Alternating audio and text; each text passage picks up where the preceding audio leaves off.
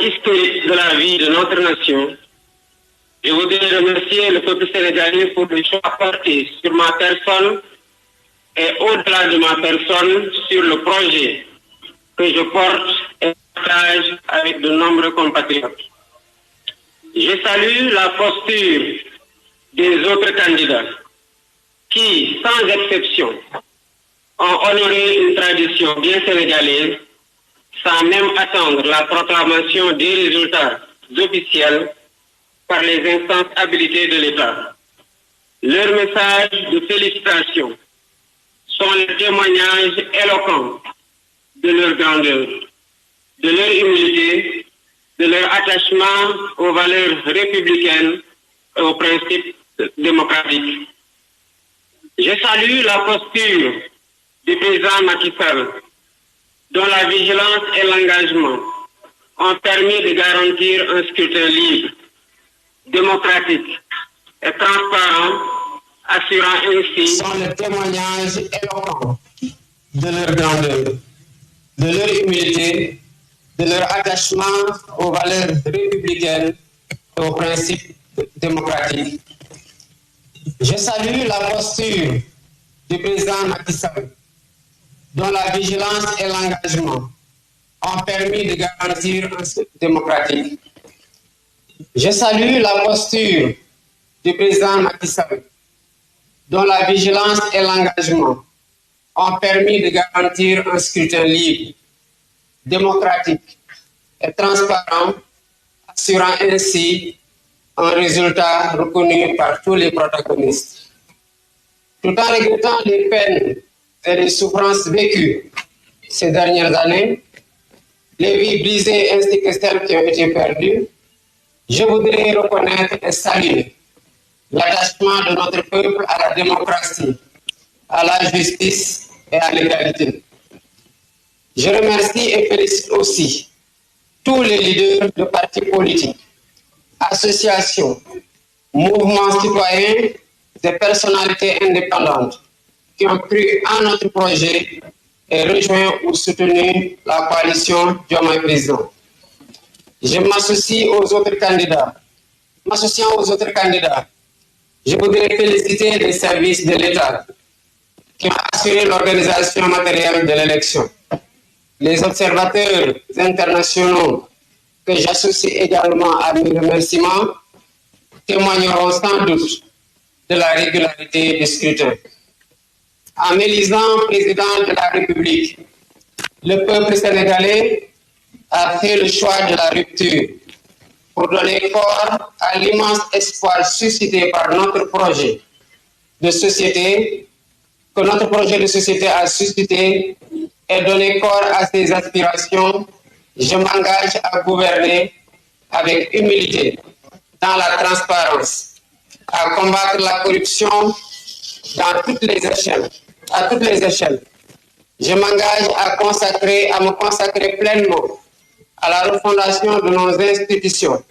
et au renforcement des fondements de notre vivre ensemble. Je lance un appel à nos frères et sœurs africains pour qu'ensemble nous consolidions les acquis obtenus dans les processus de construction de l'intégration de la CEDEAO, tout en corrigeant les faiblesses et en changeant certaines méthodes, stratégies et priorités politiques. Je mènerai des actions similaires avec la même abnégation pour l'unité et l'intégration politique et économique du continent. Je voudrais dire à la communauté internationale, à nos partenaires bilatéraux et multilatéraux, que le Sénégal tiendra toujours son rang. Il restera le pays ami et l'allié sûr et fiable de tout partenaire qui s'engagera avec nous dans une coopération vertueuse, respectueuse et mutuellement productive. J'ai une pensée pour les femmes et les jeunes. Une partie importante des ressources de la nation sera mobilisée pour abréger leurs souffrances et leur manque de perspective. J'ai choisi permettra de libérer l'énergie créatrice qui sommeille en chacun d'entre nous et de mobiliser et valoriser les importantes ressources humaines, spirituelles et naturelles dont regorge notre pays pour en faire. Nous travaillerons de manière acharnée et méthodique autour des chantiers prioritaires dont les plus importants à nos yeux sont la réconciliation nationale et la reconstruction des bases de notre vivre ensemble, la refondation des institutions, l'allègement sensible du coût de la vie, les concertations nationales inclusives, sectorielles sur l'évaluation et la relance des politiques publiques. Mes chers compatriotes, cette élection est intervenue dans un contexte marqué par une crise préélectorale qui aura coûté des vies, qui aura fait de nombreux blessés, qui aura vu de nombreux patriotes emprisonnés. Nous entendons tourner cette page pour réconcilier les cœurs, réconcilier les Sénégalais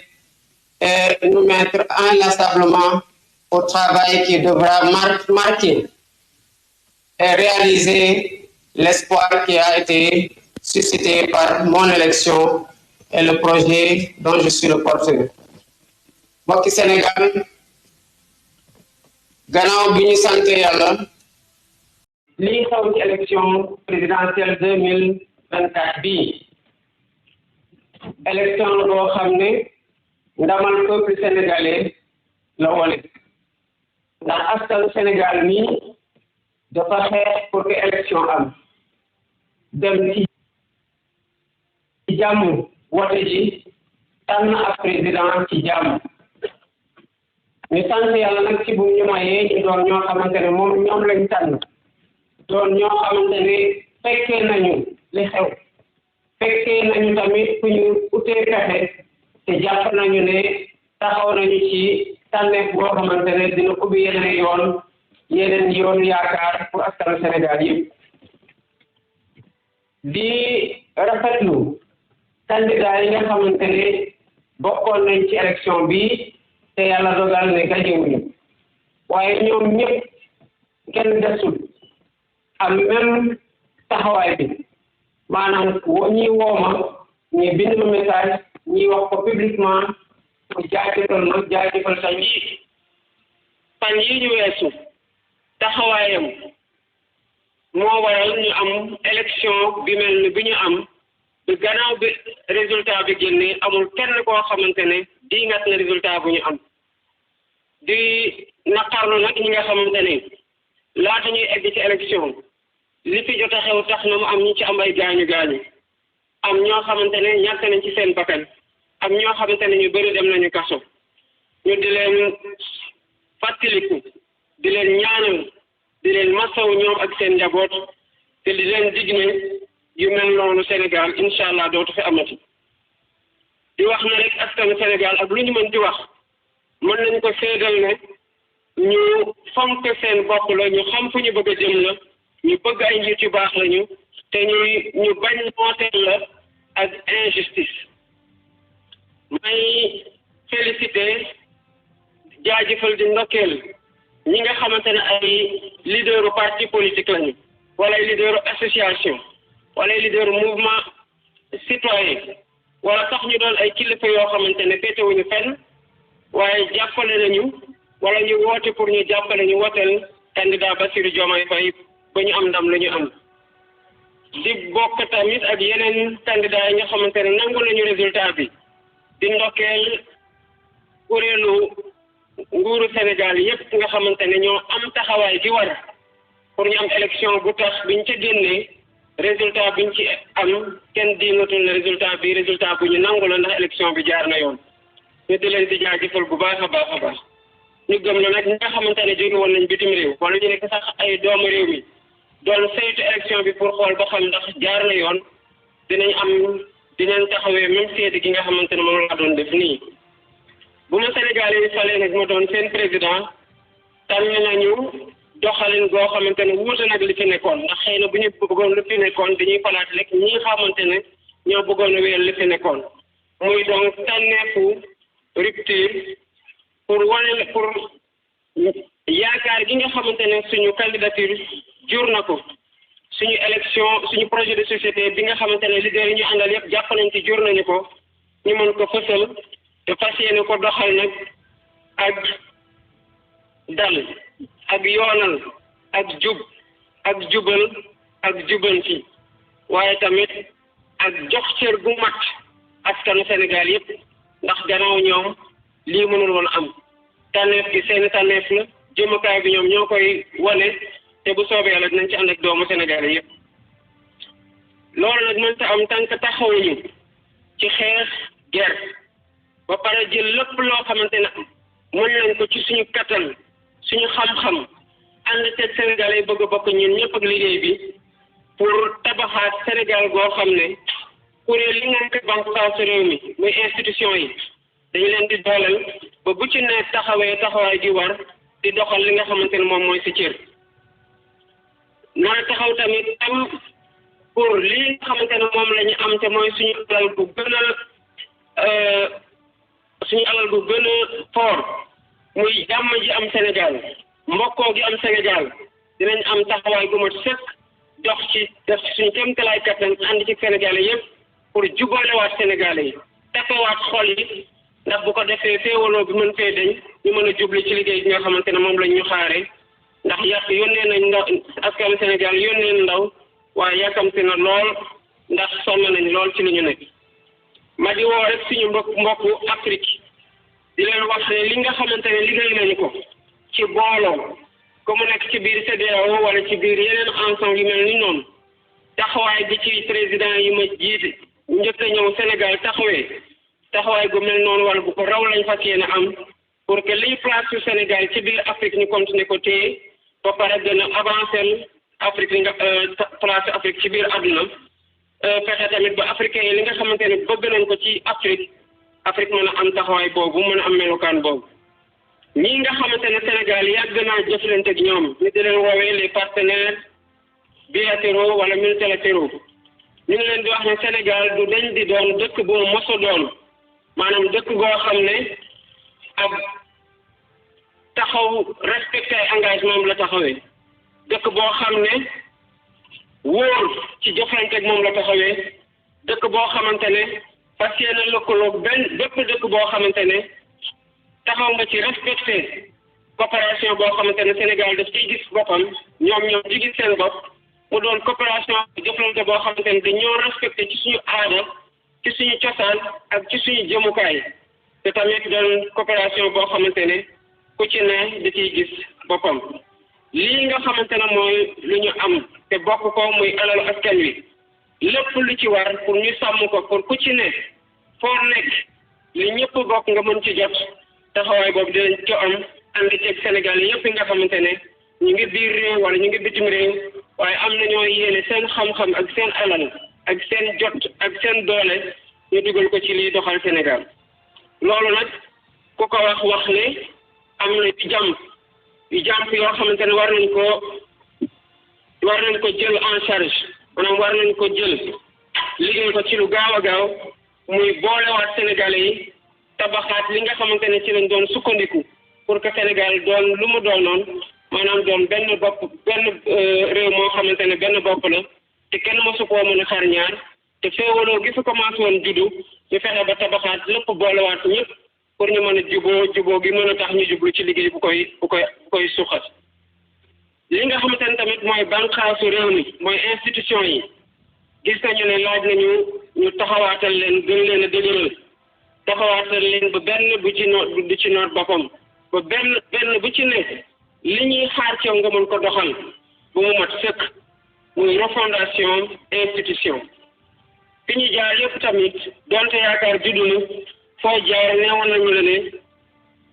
Sénégal nit ñi sonn nañu dund gi cher na la ñu lay wax kon lépp li nga xamante ne war nañu cee taxaw ba Sénégalais yi gën a dund gi gën a oyof ci Sénégalais yi paju bi gën a yomb ci Sénégalais yi njàng mi gën a yomb ci Sénégalais yi dinañ ko taxawee bu mu mat sëkk te mu doon loo xamante ne ci suñu priorité lay bokk. waxtaan tamit dinañ ko jëmal waxtaan ak sénégalais yëpp ñi ñu bokkal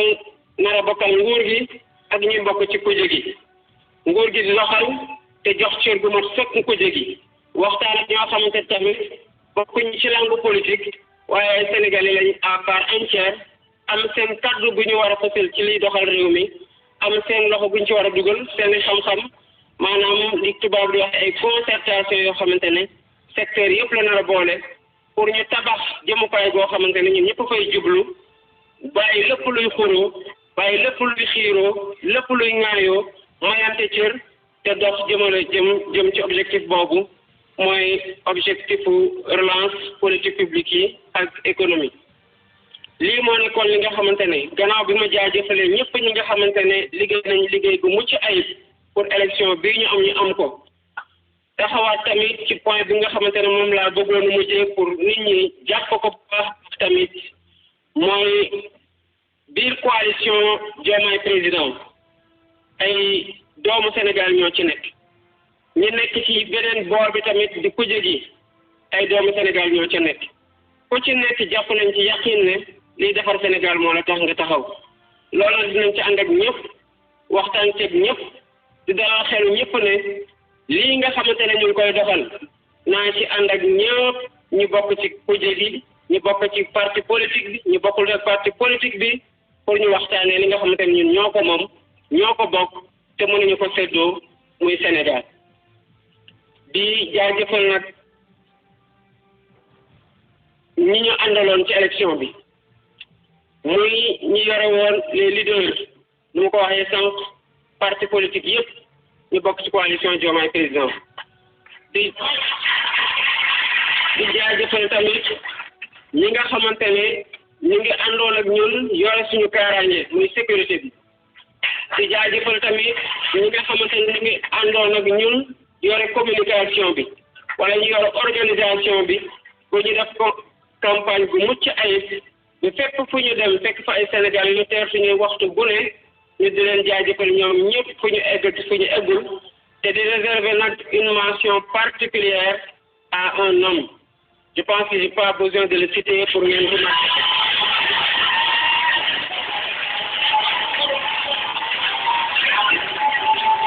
Lui, le président Ousmane Sonko.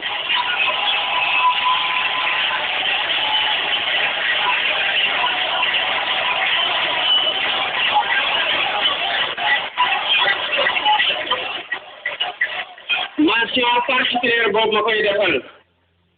dañ ko ci ndokkeel ci gis-gisam ci détachement ci désintéressement ci xalam bu ñor ak ci xalaatam yu rafet yoo xam ne moo tax ñu taxaw coalition Diomaye président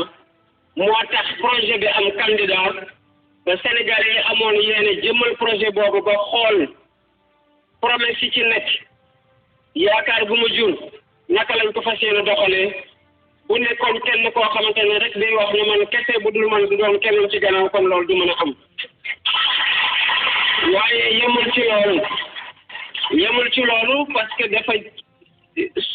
takk ndigam takk ay dalam sol yéram yendalul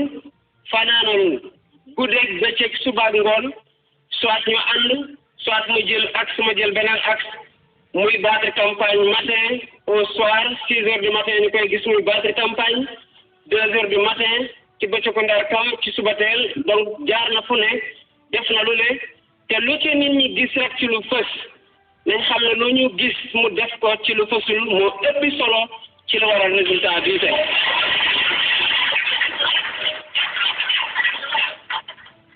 kon mënuñu ko bañ a beral loxo te bu ngeen seetloo saa yu may jëf prise de parole dama koy mujjee pour que nit ñi doon bu ñu dee tàggoo nit ñi nekk lu ñu mujjee retenir parce que bëgg naa bu nit ñi retenir dara ko loolu bokk loo xamante ne ci discours bi nu mu gudd wala nu mu gàtt loolu du bokk ci lu ñu fàtte kon ñu koy ñaanal yàlla may ko gudd fan may ko wér-gu-yaram